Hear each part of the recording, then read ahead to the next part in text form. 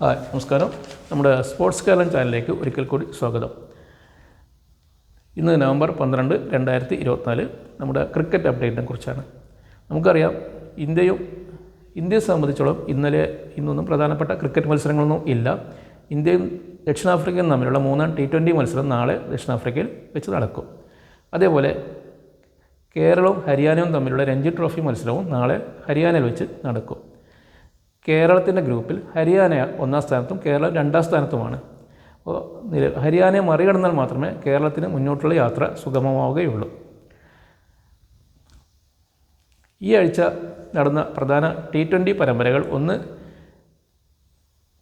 ന്യൂസിലാൻഡും ശ്രീലങ്കയും തമ്മിലാണ്, മറ്റൊന്ന് ഇംഗ്ലണ്ടും വെസ്റ്റ് ഇൻഡീസും തമ്മിലാണ്. ന്യൂസിലാൻഡും ശ്രീലങ്കയും തമ്മിലുള്ള T20 മത്സരത്തിൽ ന്യൂസിലാൻഡ് ശ്രീലങ്കയെ പരാജയപ്പെടുത്തി. ആദ്യം ബാറ്റ് ചെയ്ത ന്യൂസിലാൻഡ് 108 റൺസിന് എല്ലാവരും പുറത്തായി.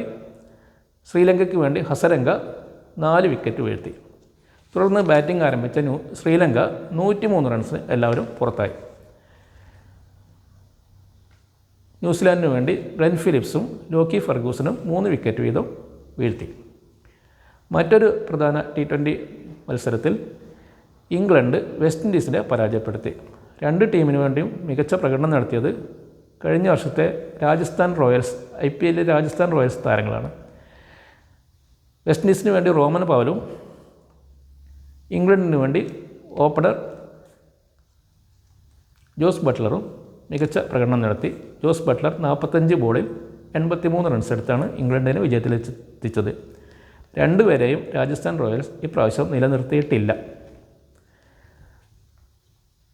അതേപോലെ പ്രധാനപ്പെട്ട ഏകദിന മത്സരങ്ങൾ തമ്മിൽ നടന്നത് ഒന്ന് ഓസ്ട്രേലിയയും പാകിസ്ഥാനും തമ്മിലാണ്. പാകിസ്ഥാൻ ഓസ്ട്രേലിയയെ പരാജയപ്പെടുത്തി പരമ്പര നേടി. മറ്റൊരു ഏകദിന മത്സരങ്ങൾ നടന്നത് അഫ്ഗാനിസ്ഥാനും ബംഗ്ലാദേശും തമ്മിലാണ്. അഫ്ഗാനിസ്ഥാൻ ബംഗ്ലാദേശിനെ ഈ ആഴ്ച നടന്ന മത്സരത്തിൽ പരാജയപ്പെടുത്തി. റഹ്മത്തുള്ള ഗുർബാസ് ഖാൻ അഫ്ഗാനിസ്ഥാന് വേണ്ടി സെഞ്ചുറി നേടി. പിന്നെ അടുത്ത ആഴ്ച നമ്മുടെ ഇന്ത്യ ഓസ്ട്രേലിയ ടെസ്റ്റ് പരമ്പര ആരംഭിക്കും. ടീമംഗങ്ങൾ മിക്കവാറും എല്ലാവരും ഓസ്ട്രേലിയയിൽ എത്തി. ആദ്യം എത്തിയത് വിരാട് കോഹ്ലിയാണ് എന്നാണ് ഓസ്ട്രേലിയൻ മാധ്യമങ്ങളിൽ റിപ്പോർട്ട് ചെയ്തത്. ഓസ്ട്രേലിയൻ മാധ്യമങ്ങൾ വിരാട് കോഹ്ലിയുടെ അവസാന പരമ്പര ആയിരിക്കുമെന്നാണ് ഇത് വിലയിരുത്തുന്നത്.